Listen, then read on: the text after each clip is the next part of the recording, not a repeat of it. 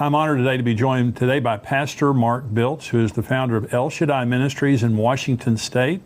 He is a well-known and popular commentator on the Feast of the Lord. He's also well known for his discovery of the blood moon tetrads that shook the church community and changed our understanding of end-time prophecy. Mark has authored several best-selling books, including the one we'll be talking about today, Decoding the Antichrist and the End Times. Pastor, thank you for joining me today. Well, thank you so much. I appreciate you having me with you. Well, I have learned much from you, beginning with blood moons. That's another show we're going to be talking about. But this book, Decoding the Antichrist, which I just finished reading, I absolutely love it, and it's very theological. It does help, and we're going to talk about an amazing truth that you uncover in your book about decoding the Antichrist. This is we're living in a world where the Antichrist spirit is palpable. I mean, you don't have to use your imagination to just see what's happening against Christianity, against the Word of God, and against the person of Jesus Christ in our society. So talk about just why you wrote the book and kind of why that was on your mind. Sure, for several reasons. One of them is because the Bible says that many will be deceived, if it were possible, even the elect. And I believe we're living in the times of the Antichrist, and we know that refers to lawlessness. And when you look at all the lawlessness that's going around in society today, you can't help but know we're living in those very times. Yeah, absolutely. Now, you talked about what I was fascinated by in the beginning of your book. You talk about the Jewish understanding of the end times and even the Antichrist versus the Muslim understanding versus the Christian understanding. Now, that's fascinating because they're similar, but they're very different. We want to talk about that for just a minute? Sure.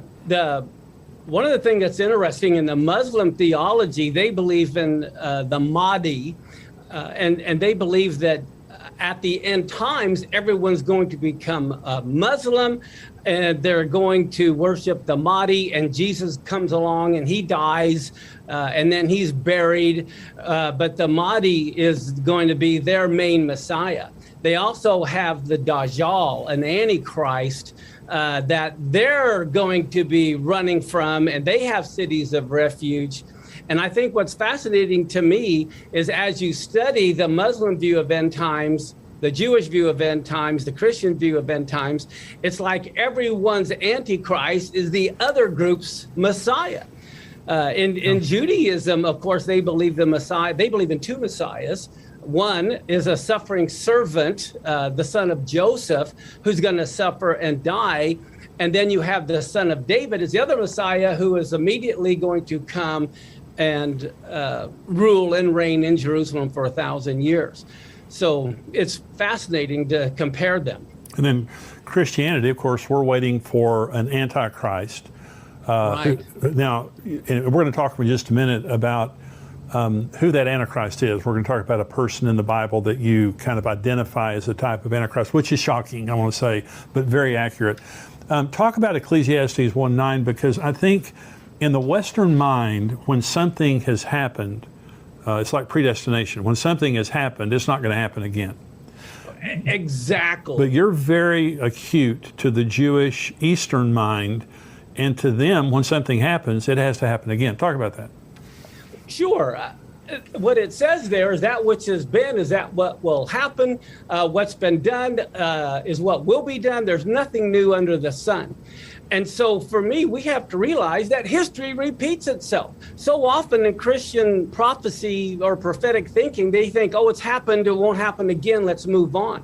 That's a Greek mindset, as if prophecy is like a checklist. But what you have to remember is if it happened before, it's going to happen again. It's more like a spiral going up where you have a different perspective. The events may change, the players may change, but it's the same thing happening over and over. Many people don't know, but Matthew 24, which is a famous end time chapter, as you very well know, actually is a story of Hanukkah happening again. That's absolutely amazing. So explain Hanukkah, and this, because we're in that season right now. Talk about Hanukkah and how all that happened. Sure. Hanukkah happened, first off, many people say Hanukkah is not in the Bible. It's all over in the Bible. Yeah. First off, Hanukkah just means dedication. And they dedicated Moses' tabernacle. They dedicated Solomon's temple. They were all Hanukkah. Well, in 167, 168 BC is when Antiochus Epiphanes with the Syrian Greeks set up the abomination of desolation in the temple. And this is, you'll notice in John chapter 10, Jesus / Yeshua, he kept the Feast of Hanukkah. Many people don't know, but it says it was the Feast of Dedication. It was winter. He was in Solomon's porch. Well, that's Hanukkah. Yeah. And so even Yeshua was there at the Feast of Dedication. And I believe that's when he was conceived. And also it was during Hanukkah that the flood rain stopped and the rainbow first appeared. Wow. That's amazing. So if it happened before, it's going to happen again. You talked about Haman and Purim. Yeah. And so talk about that for just a minute. Sure. There's a big difference between Haman and Purim versus Antiochus Epiphanes and Hanukkah. If you remember, this is all about the book of Esther, is Haman and the Feast of Purim. Well, if we don't understand Purim and Hanukkah, we won't really understand what prophetically is going to be happening again. Haman, the big thing for him was annihilation. Kill all the Jews, I don't care what. Well, Hitler was a type of Haman. Sure. His whole thing was wipe out the Jews. So there you see another repeat in history. Well, after Haman, we have the story of Hanukkah. Well, Hanukkah is all about assimilation versus annihilation. So for them, hey, look, you can keep your Jesus, you can keep your God, but you have to ultimately also worship this God that we are presenting. And so for me, this coming Antichrist, of course, the Antichrist spirit's been with us for 2,000 years. Sure. But I believe his whole thing is going to be assimilation. Of course, then if you don't assimilate, he'll annihilate you. But that's the big difference between Purim and Hanukkah. One is annihilate God's people. The other one is to force them to assimilate. And both are happening right now. I mean. Exactly. Yeah. So talk about replacement theology, because this has been something that has plagued the church, since the Middle Ages, I guess, maybe even before that. But replacement theology is rampant in the church today. I was noticing that George Soros sponsored a group in America that their job was to turn young Christians against Israel. And so there has been a concerted effort around the world, and certainly in America, to turn people against the Jews, especially church people. And so talk about replacement theology and the dangers of replacement theology. Oh, I'd love to. The thing about replacement theology, it teaches that the Christians have replaced the Jews. Right. Well, if you remember the story back in Genesis, Ephraim and Manasseh, Joseph's two children, were grafted in one sense, to Israel. He said, look, these are going to be my sons, and anyone after them will be yours. Well, when they were grafted in, they didn't replace all the other brothers. They were added to the other brothers. Well, it's the same thing today. The church can never replace Israel. One of the things that's so sad, if you remember, at the golden calf, God was going to destroy Israel. And Moses got up and said, no, don't destroy him, because then the Egyptians and the rest of the world will say, either you were a liar or you were impotent and couldn't do it. Well, for Christians today to say that God couldn't do it and we've replaced Israel, then Christianity today is saying God was a liar because he can't fulfill his covenant, or else he was unable to. Right. So that's one of the most horrible things about replacement theology, is what it says about God. That's right. Well, Martin Luther was anti-Semitic. And totally. Hitler got much of his inspiration of the final solution from Martin Luther. And so, the danger of this, and I tell people the story of how I fell in love with Israel. I grew up in Texas, in West Texas. I never knew a Jew, and I had never heard of Israel. And I got saved when I was 19, and my wife and I went into a Christian bookstore, and I saw a poster on the wall that had a menorah, and it had one word, Israel. And it's like I had seen the most beautiful woman in the world, and I fell totally in love. And I went up to the manager of the bookstore at the counter, and I pointed over to that poster on the wall, and I said, I didn't know how to say Israel. I thought it was Israel. And I said, that Israel thing on the wall, what is that? He said, well, that's Israel. And I said, I don't know what that is. He said, well, it's a country in the Middle East. I said, okay. And he said, well, that's where Jesus lived. And I said, really? He said, yeah. That's how I fell in love with Israel. And so I didn't know anything about it. I mean, it was totally 100% madly in love with Israel. So the first time I heard someone make a comment against the Jews, it was just like you're talking about my mother. You know, you're just talking about someone I love. So it was a supernatural experience for me, but I've been shocked by how much of the church has been affected by this. And I was at a funeral last week, Marcus Lamb's funeral, the Daystar Network. Right. I was at his funeral. Pastor John Hagee was talking, and he loves Israel very much. And he said, the most important promise in the Bible is, I will bless those who bless you, and I will curse those who curse you. And you look at world history, there has never been a nation in the history of the world blessed that cursed Israel or came against Israel. And of course, this week, the United Nations has sent 6 different censures against Israel.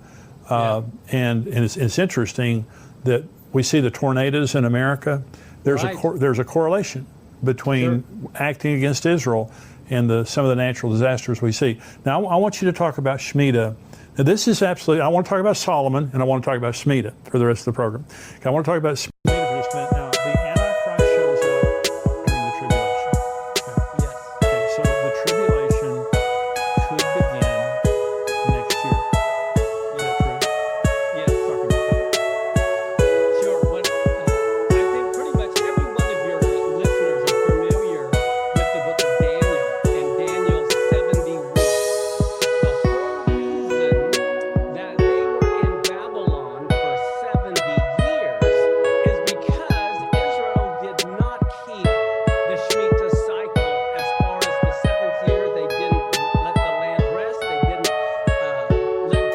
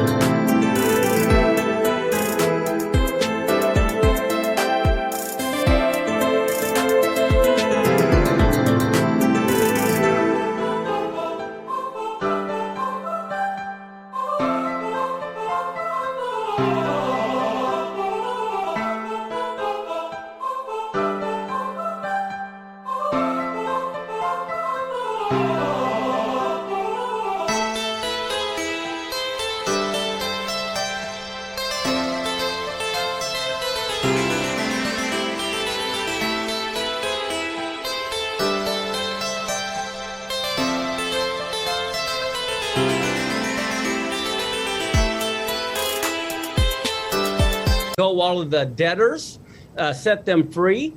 And so they didn't do that for 490 years. They never rested on the 7th year.